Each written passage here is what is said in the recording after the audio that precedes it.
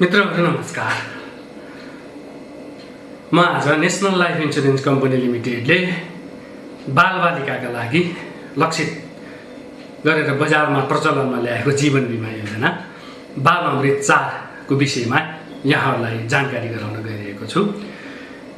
यस योजनामा सहभागी भइसकेपछि बालबालिकाले के कस्तो सुविधाहरू पाउने गर्छन् अथवा संरक्षकको हिसाबमा के कस्ता लाभहरू प्राप्त गर्न सकिन्छ भन्ने विषयमा यहाँहरूलाई थप स्पष्ट पार्न गइरहेको छु। आउनुहोस् हामी योजनातर्फ जाउँ।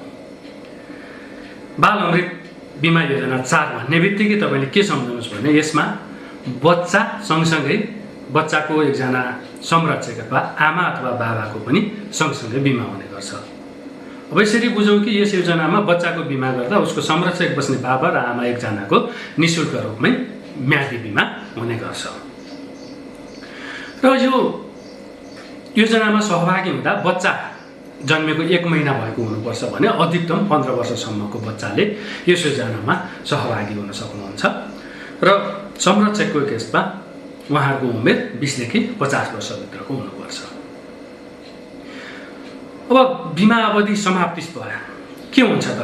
बिमा अवधि समाप्त भयो, हामीले यो कुनै पनि बिमा योजना लियौँ यो बाल अमृत 4 को, अब अवधि सकिँदा के हुन्छ भन्दा जति रकमको हामीले सम्झौता गरेका थियौँ त्यो पुरै रकम र त्यो बेलासम्मको बोनस, बिमा अवधिसम्मको बोनस बच्चाले प्राप्त गर्छ र बिमा सिद्धिन्छ। उदाहरणको लागि जस्तो कसैले 10 लाखको बिमा गर्नुभएको थियो भने मूल रकम 10 लाख कायम गर्नुभएको थियो भने त्यो 10 लाख आफ्नो भइहाल्यो र त्यो 10 लाखमा बिमा कम्पनीको बिमाङ्कीय मूल्याङ्कन अनुसार जुन दिनको लागि योग्य भएको बोनस हुन्छ त्यो बोनस थपेको हुन्छ र नेसनल लाइफको अहिलेको बोनस दर हेर्ने हो भने 1 लाखमा 6000 रुपियाँ त्यसमा थप्न मिल्छ।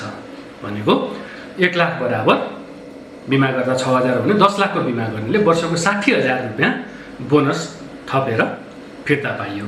एवं रीतिले अब त्यो 15 वर्षको लागि छ भने 60000 इन्टु 15 भयो, 18 को छ भने 60000 इन्टु 18 भयो। यही बोनस दर कायम भएमा अब यो बोनस दर अलिकति बढ्यो भने बढेर र केही घट्यो भने घटेर आउने हुन्छ र मोटामोटी ठ्याक्कै त नभनौँ मोटामोटी 16 वर्षमा हाराहारीमा बिमा दोब्बरको नजिक पुग्ने गर्छ वा दोब्बर हुन्छ भन्दा यो बोनस दर कायम भएमा अत्युक्ति पनि हुँदैन। अब रह्यो यो त अवधि सकिएपछि पाउने कुरा भयो। अब यसपछिका अन्य बिमा लाभका कुराहरूको बारेमा म यहाँलाई जानकारी गराउनेछु। यदि यो बिमा अवधिभित्र बिमित भनेको बच्चा जीवित रहेको तर संरक्षकको अकल्पनीय निधन भयो अथवा सामयिक निधन भयो भने के हुन्छ भन्ने विषयमा म जानकारी गराउँदैछु। यदि त्यस्तो अवस्था आयो, त्यस्तो भवितव्य पर्यो भने बिमा कम्पनीले बच्चाको लागि जुन तिर्नुपर्ने बिमा शुल्क छ त्यो चाहिँ मिनाहा गरिदिन्छ।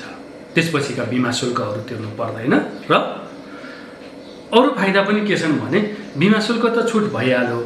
त्यसपछि बच्चाले जुन नियमित रूपमा तिर्नुपर्ने बिमा शुल्क नतिरे पनि प्रत्येक महिना मृत्यु भइसकेपछि, संरक्षकको मृत्यु भइसकेपछि बच्चाले मासिक रूपमा जति रकमको बिमा गरेको थियो मूल रकम त्यसको 1% रकम पालन पोषण र पढाइ लेखाइ खर्च भनेर बिमा अवधिभरि आउँछ। जस्तो कि मानौँ कसैले 20 वर्ष योजनामा एउटा बच्चाको बिमा गरेको थियो र त्यो संरक्षक मानौँ 2 वर्षपछि कुनै कारणले निधन हुनुभयो भने त्यस्तो अवस्थामा बाँकी रहेको 18 वर्षसम्म त्यो 10 लाखको 1% भनेको 10,000 रुपियाँ मासिक रूपमै बाँकी रहेको 18 वर्षसम्म कम्पनीले बच्चाको पालन पोषण र शिक्षा दीक्षाको लागि बच्चाको खातामा पठाइदिन्छ। बिमा शुल्क तिर्न नपर्ने सुविधा त छँदैछ। र फेरि बिमा अवधिको समाप्तिमा बच्चालाई त्यो मूल रकम भनेको 10 लाख र 20औं वर्षसम्मको बोनस एकमुष्ट रूपमा फेरि बच्चालाई दिन्छ र बल्ल त्यो बिमा सकिन्छ।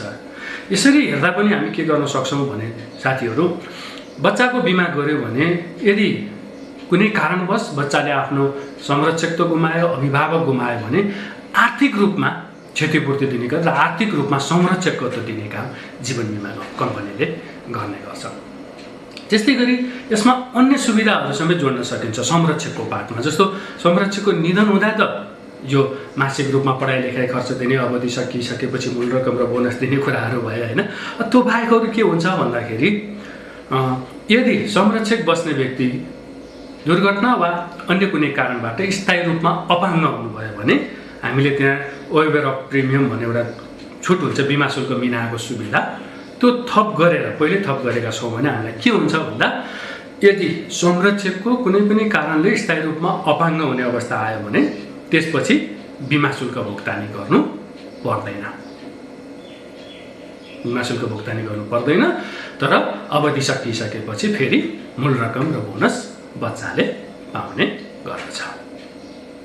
त्यस्तै गरी अब यो बच्चाको केसमा के हुन्छ त नि, कुनै कुनै अवस्थामा त बच्चाको पनि अकल्पनीय निधन भएको अवस्था छ। त्यस्तो अवस्थामा के हुन्छ भने यदि बिमा गरेको 2 वर्ष र बच्चाको उमेर 5 वर्ष भएको छैन, त्योभन्दा अगाडि नै कुनै घटना घट्यो बच्चाको भने त्यहाँ जम्मा भएको र केही पनि भएन। तर यदि बिमा गरेको 2 वर्ष पनि भएको छ र बच्चाको उमेर 5 वर्ष पनि पुरा भइसकेपछि यदि बच्चाको अकल्पनीय निधन भयो भने त्यस्तो अवस्थामा बुझाएको बिमा शुल्क र बोनस वा बिमाङ्क रकमको जुन मूल रकमको 25% र बोनस मध्ये जुन बढी हुन्छ त्यो रकम संरक्षकले पाउनुहुन्छ र यो बिमा सकिने गर्छ।